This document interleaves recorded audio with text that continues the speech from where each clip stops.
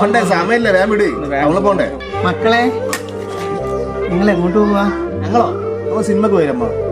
വരുമ്പളേ ടിവിയിലും മൊബൈലൊക്കെ കാണുന്നുണ്ട്, മന്തിയോ കുഴിമന്തിയോ വരുമ്പോഴേക്ക് വാങ്ങിക്കൊണ്ട് തരൂ. ആഗ്രഹം കൊണ്ടാ. മന്തിയോ കുഴിമന്തിയോ? അമ്മ നല്ല കഞ്ഞിയും പേരെ കുറിച്ചൊന്നും മൂലൊക്കെ ഇരിക്കുന്നു. സിനിമ കഴിഞ്ഞിട്ട് വരാം.